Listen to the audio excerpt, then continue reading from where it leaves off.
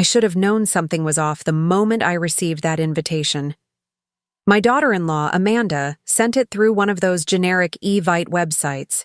It read, "Family celebration.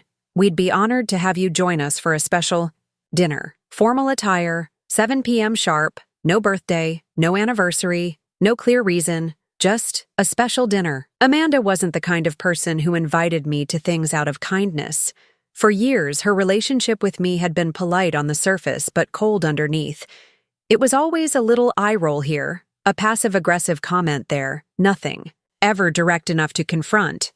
But this was strange. Hold on a moment before we move forward. Let us know where in the world you're watching from.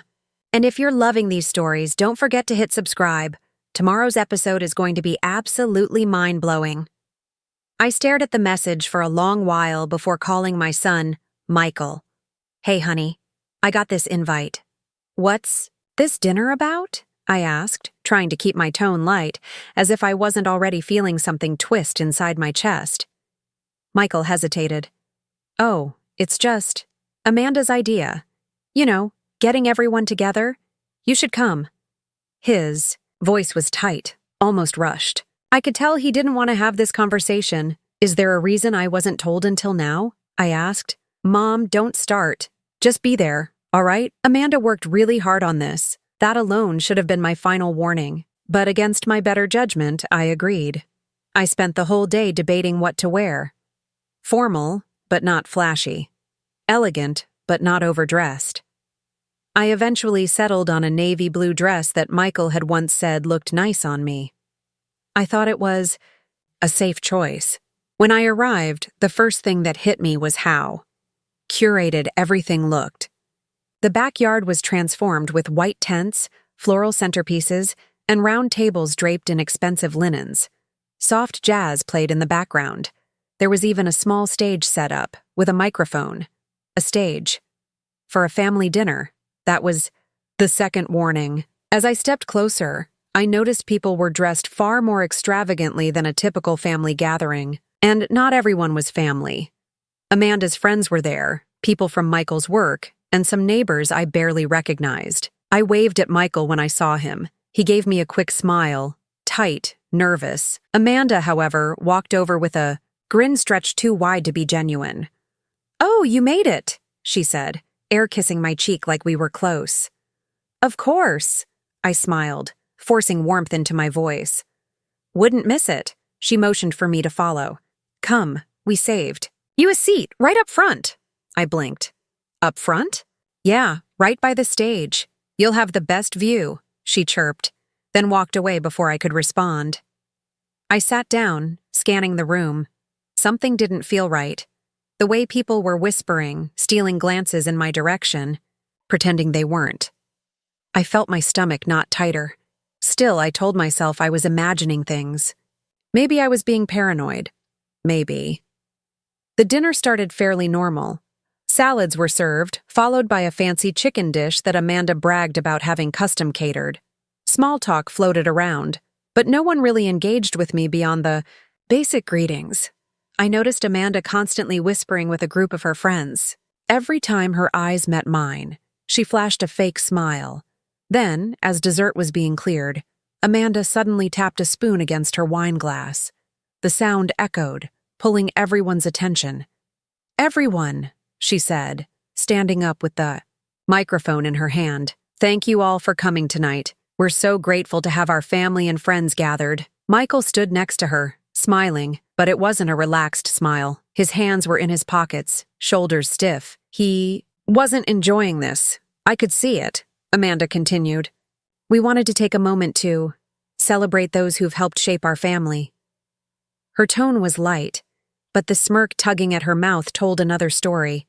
I felt a sinking feeling, heavier than anything I could explain. "And of course," Amanda said, turning toward me, "we absolutely have to thank the one person who's always been there, serving, always helping." She paused for dramatic effect. People chuckled, unsure. Our honorary waitress, Margaret. There were a few laughs, nervous, confused laughs. My breath caught in my throat. Amanda kept going. I mean, honestly, you all know Margaret. She's always ready to help clear the table, serve coffee, take care of everyone. Truly the backbone of our little family restaurant. More laughter followed, less nervous this time. A few even clapped. I stared at Michael. His face was flushed, his eyes darted to the ground. He didn't say a word. Amanda continued as if this was the most charming speech anyone had ever heard. So tonight, let's raise a glass to the woman who's always ready to pour the wine, refill the bread, and, well, do all the things the rest of us don't want to. I felt like the air had been sucked out of the room. There was a mix of pity and amusement on the faces around me. Some smiled, unsure of whether this was a joke they were supposed to laugh at. Others didn't bother hiding their smirks. I gripped the napkin in my lap so tightly that I felt my knuckles go white. Amanda ended with, "We love you, Margaret. Thank you for always being such a support." Then, she actually gestured toward me as if inviting applause. The room responded. Some clapped politely. Some laughed. Some exchanged side eyes that screamed, "Did she really just say that?" And there I sat, humiliated, disrespected, publicly reduced to a joke. A burning mix of shame, anger, and betrayal spread through me like wildfire. Michael came over after the speech, avoiding eye contact. "Mom, it was just, you know Amanda. She jokes around." I didn't say anything. Not then. Because in that moment, something shifted inside me. A realization that went deeper than anger. This wasn't just a bad joke. This was a message. Amanda wanted me to know exactly where she thought I belonged in this family. And Michael. Well, his silence told me everything I needed to know about where he stood. I smiled. A small, tight smile. I didn't say a word. Not yet. Because while they were busy laughing, I was busy planning. I didn't sleep that night. I tried. I really tried. But every time I closed my eyes, Amanda's voice echoed in my head like an endless loop. Our honorary waitress, Margaret. The fake applause, the smirks, the way my own son didn't say a single word in my defense. I laid there staring at the ceiling for hours. I wasn't angry anymore, at least not the kind of anger that burns and fades. No, this was different. It was heavier, colder, the kind of anger that settles in your bones, the kind that stays until you do something about it. By morning, my pillow was still perfectly fluffed. I hadn't even shifted. I sat up slowly, realizing that no, this wasn't a bad dream. It happened. All of it. I got dressed, went to the kitchen, made myself some coffee, and sat at the table, staring at nothing. For a long time, I didn't move. My mind was somewhere else. I started replaying things, not just the party, everything. It was like someone ripped a curtain away from my eyes. Suddenly, memories that I used to brush aside came flooding back in a way I couldn't ignore. I remembered when Michael and Amanda bought their house. They couldn't afford it on their own. Amanda wanted something bigger, something fancier, something her friends would be jealous of. And who co-signed the loan? Who gave them $60,000 for the down payment? Me.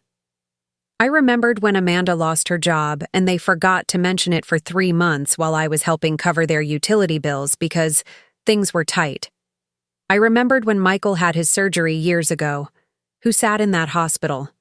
Waiting room for 16 hours straight while Amanda showed up for 20 minutes and left to get her nails done? Me? And let's not forget the kids. My grandkids. How many nights did I watch them so Michael and Amanda could go on vacations they couldn't afford?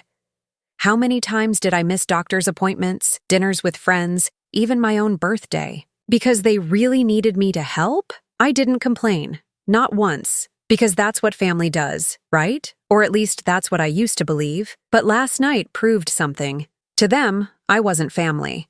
I was a convenience, a servant when needed, a free babysitter, a checkbook with legs, and apparently their honorary waitress. Around 10 a.m., my phone buzzed. It was Michael. I stared at the screen for a moment before answering. "Hey, Mom?" I didn't respond. "Look, about last night. Amanda didn't mean anything. You know how she is." "How she is," I repeated. my voice flat. Yeah, I mean, it was just a joke. You took it. Maybe a little too seriously. I felt something inside me snap. Quietly. Not loud. Not dramatic. Just final. A joke, I said. That's what that was. Yeah, of course. And, people laughed, but… People laughed, I repeated, my tone as cold as the kitchen tile under my bare feet. You laughed? There was silence. Michael sighed. Mom, don't make this a thing. Amanda was actually upset after. She said she didn't mean to hurt you. She just wanted to. Lighten the mood. I didn't answer. Anyway, he continued, Amanda and I were talking. We think maybe it's time to have a conversation about the house. I felt my hand grip the phone tighter. What about the house? I asked, even though part of me already knew where this was going. Well, it's a lot for you. Keeping up with maintenance, the property taxes. It's probably time to downsize. And Amanda was thinking, maybe we could help. Maybe you transfer the house to us, and we make sure everything's taken care of. You won't have to worry about anything. I sat there in silence. He kept talking, as if he didn't even hear the words coming out of his own mouth. It just makes sense, Mom. We're family. It stays in the family. And you won't need this big place forever. Amanda and I were thinking, maybe a small condo, something easier for you. You deserve that. A small condo. So that was it. First, Amanda humiliated me in front of a room full of people. Then less than 12 hours later, they decided it was time to take my house. I didn't yell. I didn't cry. I didn't even raise my voice. I said, I'll think about it. Michael seemed pleased with that. Great. Yeah, no rush. But sooner rather than later, Amanda's already looking at some places for you. I hung up. Then I sat back down at the kitchen table. I stared at the wall for a long time, not because I was shocked, not anymore, because something very, very clear clicked in my head. They think I'm weak. They think I'm lonely, that I'm desperate, that I won't fight back. They think I'm the fool. I opened my filing cabinet, pulled out the folder labeled property documents. There, it was. The deed, in my name, paid off, no mortgage, no lines. I flipped through more papers. Tax statements, account records, old checks I'd written to Michael over the years, thousands and thousands of dollars in loans that were never paid back. Then I went to my bedroom closet and opened a small lockbox. Inside were my bank account records, my retirement fund statements, and a copy of my will, an outdated will that still included Michael and Amanda. I stared at it, and then I tore it in half. I called a lawyer. Not just any lawyer. I called Linda. Linda had been a friend for years. Smart, tough, didn't take nonsense from anyone. She specialized in estate law. She picked up on the second ring. Margaret, everything all right? Not really, I said. I need to update my will. And I have some other questions. Her voice changed immediately, professional, sharp. You free this afternoon? I'll be there at 2. When I arrived at Linda's office, she was already waiting with a legal pad open. All right, she said, setting her glasses on. What's going on? I told her everything. I didn't sugarcoat it. From Amanda's speech at the party to Michael's phone call this morning. I laid it all out. She nodded as she wrote. Classic. I see this more than you'd think. I blinked. You do? Oh, honey, she said, shaking her head. Families. You'd be amazed what people do to their own parents once they think they smell weakness. Not surprised anymore, I muttered. Good, she said. First things first. Your will. We revoke the old one. Entirely. They're out. Out, I confirmed. She scribbled faster. Second, the house. It's fully in your name? Completely. Perfect. We're transferring it into a trust. Irrevocable. That means they can't touch it. They can't contest it. They can't even see the details. A smile tugged at my lips for the first time all day. I like that. Linda kept going. We'll also set up power of attorney the way you want it. Medical directives, financial controls, everything. You decide who has access. And it won't be Michael. Exactly, she nodded. I sat there for a moment, letting it sink in. Then I asked, how fast can we do this? Linda didn't hesitate. By the end of the week. Good, I said. Do it. By the time I left Linda's office, something had shifted in me. Something permanent. They thought I was helpless. They were about to learn how wrong they were. It had been 3 days since I sat in Linda's office and signed every document she prepared. I thought maybe, just maybe, I would feel nervous afterward, but I didn't. I felt steady, focused, like a fog had finally lifted. Everything was set. The house was no longer legally tied to my name, but fully protected under the trust Linda created. My accounts were secured. My new will was signed, sealed, and witnessed. Michael and Amanda were removed from everything. No loopholes. No technicalities. It was done. That morning, I sat in my kitchen drinking coffee when my phone buzzed. A text from Amanda. Hey, Margaret. Hope you're doing well. Just wondering if you had time this week to look at a few condos. Found some really cute ones for you. Let me know what works. I stared at the screen for a good 30 seconds before locking the phone and placing it face down on the table. Cute. Condos. Amanda genuinely believed I would just roll over and hand them my house. About an hour later, the doorbell rang. When I opened it, Michael was standing there, hands in his pockets, trying but failing to look casual. Hey, Mom. Michael. Can I come in? I stepped aside without saying anything. He walked into the living room, looking around like he expected it to look different. Like maybe. I had already packed up my things, waiting for his instructions. I crossed my arms. What do you need? He cleared his throat. Well, Amanda said she texted you about some condos. She did. And, well, we just wanted to follow up. See if you've had a chance to think about, everything. I raised an eyebrow. Everything. The house? He said, shifting uncomfortably. Transferring it. I stared at him in silence, waiting. Michael rubbed the back of his neck. It's not. Look, it's not that we want to push you out or anything. It's just, Amanda and I talked about it. And this house. It's big. Too big for you. And expensive. Taxes, maintenance. You don't need all this space. You could get something smaller, easier. I let him talk. I didn't interrupt. I wanted to hear exactly how he was going to spin this. And, he continued, we were thinking, if the house is in our name, we could manage everything for you. Handle the bills. Take care of the yard work. You wouldn't have to worry about anything. Manage everything for me, I repeated. Yeah, he nodded quickly. It makes sense. I tilted my head slightly. Michael, how exactly does this help me? He blinked, caught off guard by the question. I mean, you won't have to deal with the stress. You can relax, enjoy retirement. You can come stay with us anytime you want. I didn't laugh. I didn't smile. I just kept looking at him. He fidgeted. Look, Amanda and I have been thinking about the future, okay? We want to make sure things are organized. For the family. The family, I repeated. Yeah, he said, missing the sarcasm completely. Keeping things simple, clean. No confusion down the road. I nodded slowly. No confusion.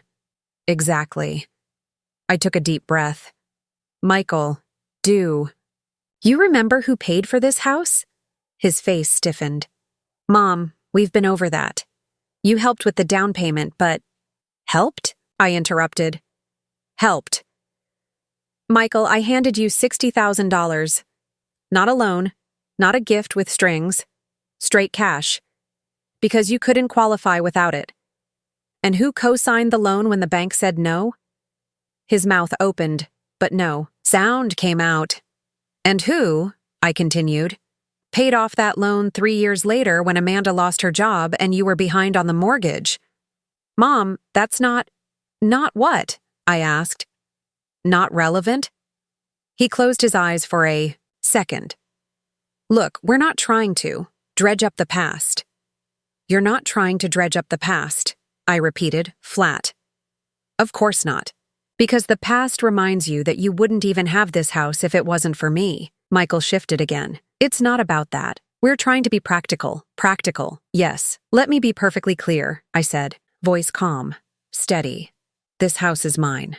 The deed is in my name. The taxes are paid by me. Every inch of this house was made possible by my work, my savings, and my sacrifices. Michael opened his mouth, but I held up a hand. No. You're going to listen now. For years, I helped you. I babysat your kids. I paid your bills. I helped cover car payments, utilities. And I never asked for anything back. Not once. And what did that get me? He looked down. Amanda stood on a stage in front of our family, my friends, and humiliated me, called me a waitress, laughed at me. Mom, it was a joke. I stared at him. Do I look like I'm laughing? Silence. Then I said the words I knew would hit him harder than anything else. You are not getting this house. Not now. Not ever. His head snapped up. What? You heard me. I've spoken to my lawyer. The house is secured. It's in a trust now. You and Amanda have no claim. None. His face turned red. You? You're joking. I'm not. You. You can't. I can, I said. And I did. His mouth opened, closed. His hands balled into fists at his sides. Why are you doing this? We're family. I let out a bitter chuckle.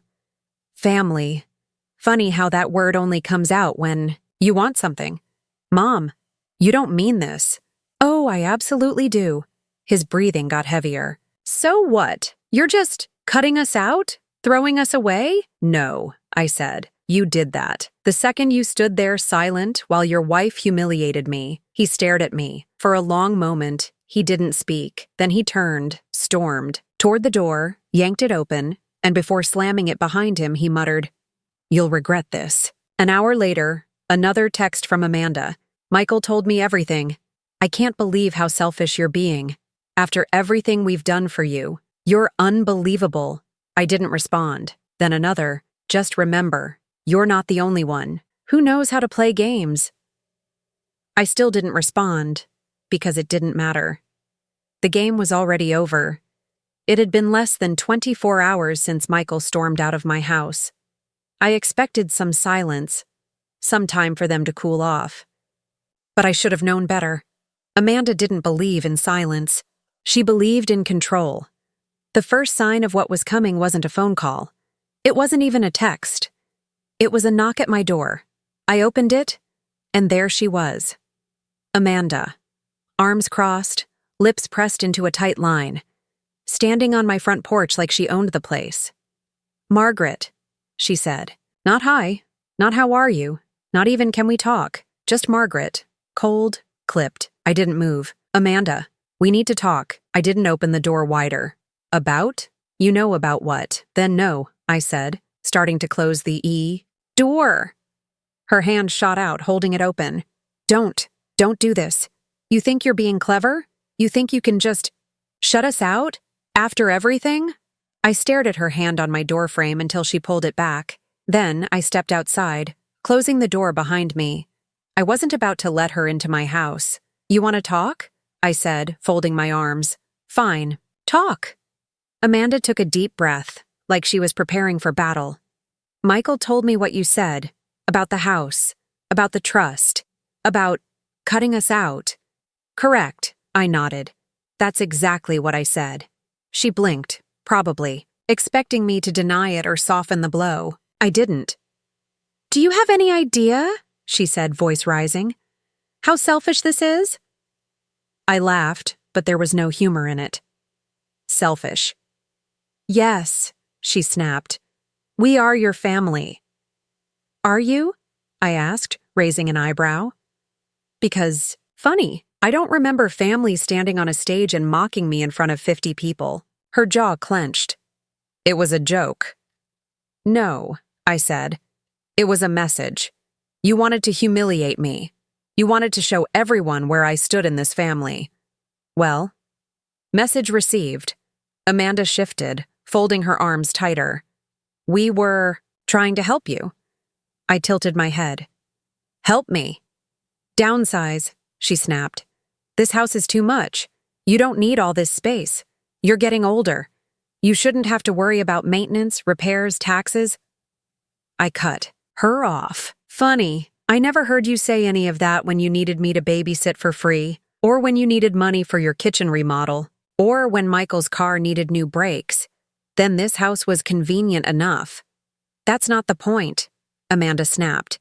This isn't just about the house. This is about respect. That actually made me laugh. Respect? Amanda? You wouldn't know respect if it walked up and slapped you.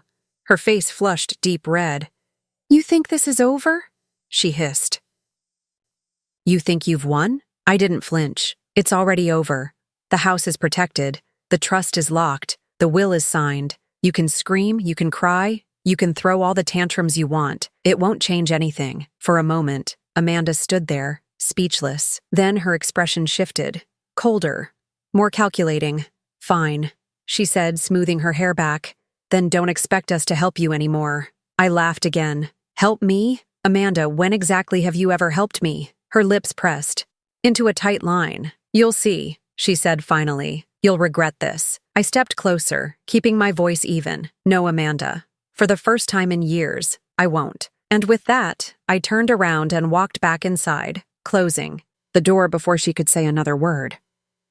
For a few days, there was silence. Not a word from Amanda. Not a call from Michael. No texts. No emails. It was peaceful. Almost strange. Like waiting for the other shoe to drop. And then it did. It started with the neighbors. I went out to check my mailbox and saw Mrs. Jennings, from next door standing on the sidewalk, arms crossed, frowning. Good morning, I said, offering a polite nod. She didn't smile. I heard things. Heard what? I asked, already knowing. She huffed. That you're forcing Michael and Amanda out of their home, after everything they've done for you. I blinked. Out of their home? She nodded firmly. It's all over the neighborhood. People are talking. I sighed. Mrs. Jennings, let me be perfectly clear. This is my home. My name is on the deed. Always has been. Michael and Amanda don't live here. They never have. Her mouth opened like she wanted to argue, but realized she couldn't. Maybe next time, I said, turning back toward my door. Check your facts before spreading gossip. She didn't reply. Later that day, I opened Facebook. Big mistake. Amanda had posted a long, dramatic paragraph about how difficult it is when people you love betray you, and how family should be about support, not selfishness. The comment section was full of sympathy, people who didn't know the truth chiming in with, "You guys are such good people. Stay strong. Some people just don't appreciate family." I sat there staring at it, half furious, half disgusted. Then the private messages started. Hey, is everything okay? I saw Amanda's post. I don't want to get in the middle of anything, but wow, just wow. I always thought you were such a nice person, but this. I didn't reply to any of them, because I knew exactly what this was. This wasn't about the house. Not really. This wasn't even about the money. This was about power. Amanda and Michael were losing the control they thought they had over me, and they didn't know how to handle it. 3 days later, Michael showed up again. No warning, no text. Just standing on my porch, knocking like nothing had happened. When I opened the door, he looked tired, frustrated, but not angry. Not like before. Mom, can we talk? I didn't answer right away. Then I opened the door wider. Fine. He stepped inside, rubbing his hands together like he was cold. Look, this has gotten out of hand. Oh, I said. You think? Amanda, you know how she is. She gets worked up. Worked up, I repeated. Yeah, and I don't agree with how she's handling things. I folded my arms. But you agree with what she said. He didn't answer. Michael, let's stop pretending this is about Amanda. You were fine. With everything until I said no. Until you realized you weren't getting what you wanted. His jaw tightened. It's not like that. It is exactly like that. Silence. Then, quietly, Michael said, Mom, if you really go through with this, if you really cut us out, we won't be there for you. You'll be alone. I smiled. Michael, I've been alone for a long time. I just didn't realize it. He blinked. I think that hit him harder than anything else I'd said. Without another word, I opened the front door. You can go now. He stood there for a second, then walked out. I closed the door behind him. This time, it didn't feel heavy. This time, it felt right. 3 days passed after that last conversation with Michael. No more surprise visits. No more texts. No more fake attempts at smoothing things over. It wasn't silence. Not really. Amanda was still running her campaign online. Her passive-aggressive Facebook posts continued to flood the feed of anyone unlucky enough to be connected to her. It's always shocking who turns their back on family. Or, some people show their true colors when money's involved. She didn't mention my name directly, but she didn't have to.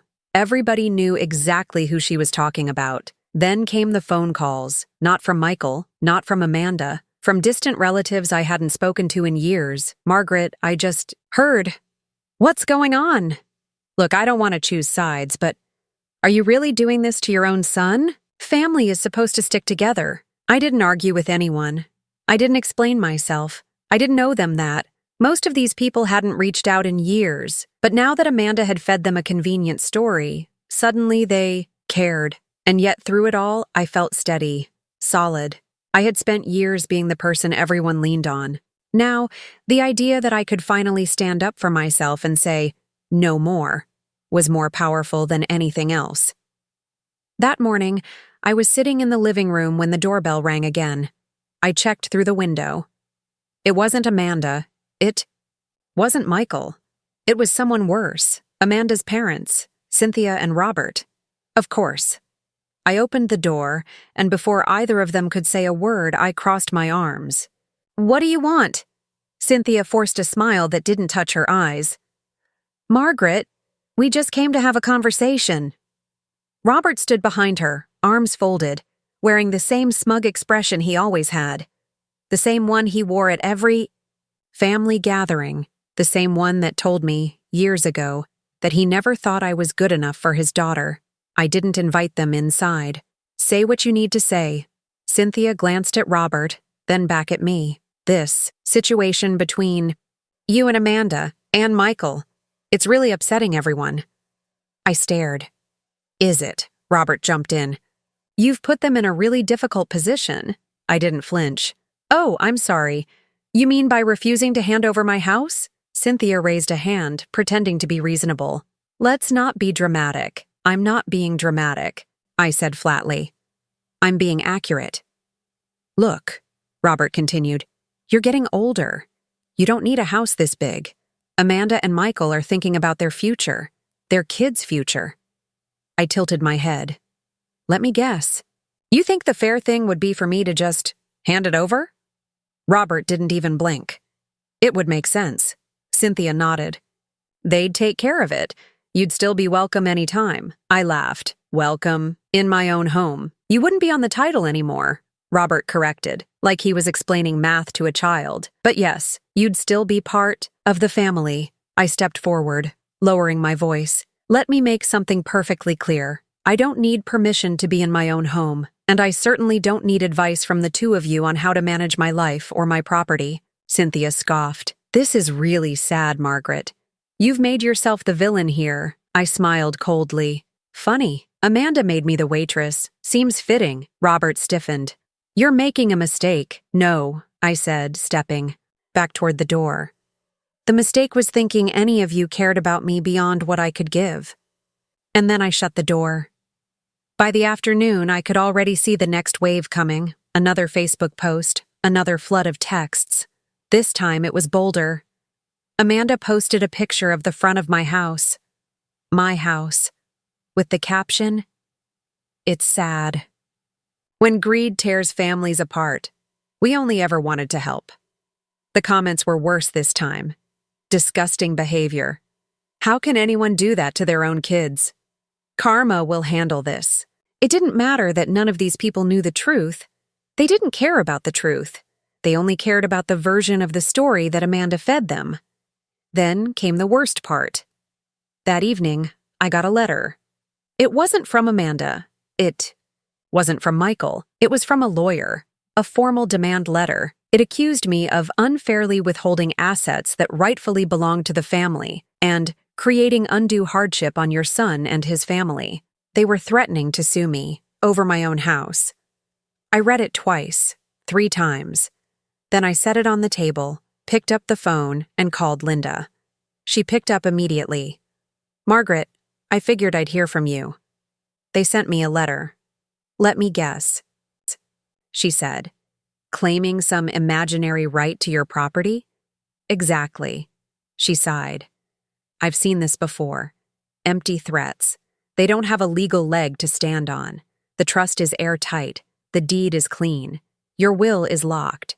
They can stomp and scream all they want. It won't change anything." I exhaled. "Good.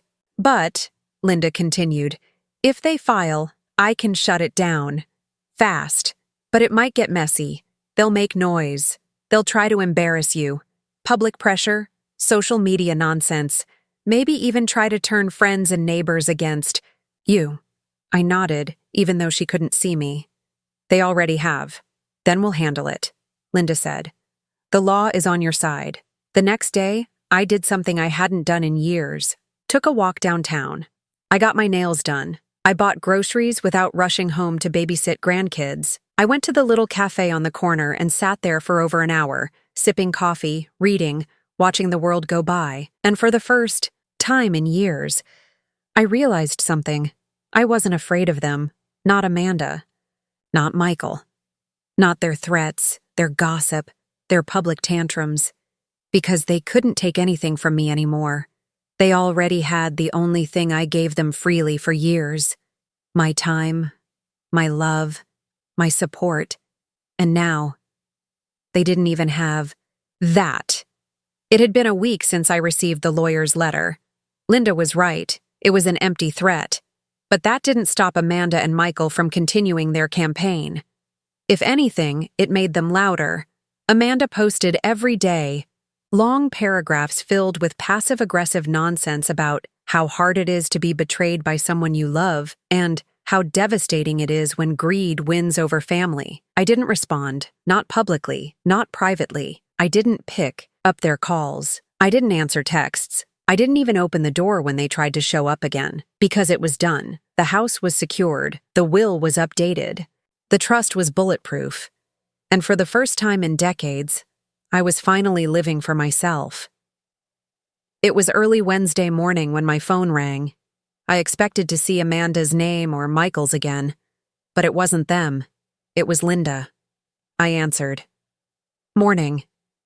Her tone was sharp, but with an edge of satisfaction. "They filed." I sat down. "Of course they did." "It's a joke," she said. "A waste of filing fees. They're claiming you promised the house to Michael." I raised an eyebrow. "Did I?" "No," Linda said. "Doesn't matter. It's nonsense. They have no written agreement, no contract, no claim. It's a desperate attempt." I exhaled. "All right. What do we do?" "We fight it," she said. "It won't go far, but I want to warn you. It'll be public record." "Let them," I said. "Let it be public." There was a short pause on her end. "Good." 2 days later, a notice arrived. Amanda and Michael had filed a civil suit, claiming I was engaging in intentional infliction of emotional distress and unlawful withholding of property verbally promised within the family. I didn't even bother getting upset. I forwarded it to Linda, and then I went back to my day, because by now, something inside me had fully shifted. I was no longer the woman who quietly cleaned dishes at family dinners while everyone else laughed and ignored me. I was no longer the one who dropped everything to babysit, write checks, and play the role of the helpful grandma. That version of me didn't exist anymore. A week later, Linda called. "Good news. They dropped the case." I blinked. They what? Dropped it. Their lawyer must have realized they didn't have a leg to stand on. They withdrew the complaint. I sat there, silent for a moment. So, that's it? Pretty much, she said. Legally, yes. They can't touch the house. They can't touch anything. You're clear. I let the words sink in. Clear. Completely. Then she added, Margaret, I've done a lot of these cases. I've seen people dragged through years of court battles. You played this perfectly. You protected yourself exactly the way you should. For the first time since this started, I felt something real. Not just relief. Freedom. It didn't take long for the news to spread. Amanda didn't post much after the lawsuit was dropped. Her tone changed. The dramatic, victim-playing posts stopped, replaced by vague, bitter quotes about how some people can't be saved. Michael went silent completely. No texts, no calls, nothing. I figured that was the end of it. But then, one afternoon, the doorbell rang. When I opened the door, it wasn't Amanda. It wasn't Michael. It was my granddaughter, Emma. She stood there, awkward, hands shoved in the pockets of her hoodie. 14 years old. Taller than the last time I saw her. Hi, Grandma.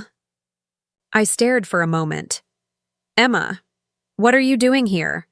She looked down. Dad doesn't know I came. Mom either. I stepped aside. Come in. She walked in, looked around like she wasn't sure she was allowed to be here. Everything. Okay? I asked. She shrugged. Not really. I waited. Then she sighed. Mom and Dad, they're fighting. A lot. About this. She gestured around the house. About you. I sat down. I figured, they think I don't hear stuff. But I do, she said. It's all they talk about.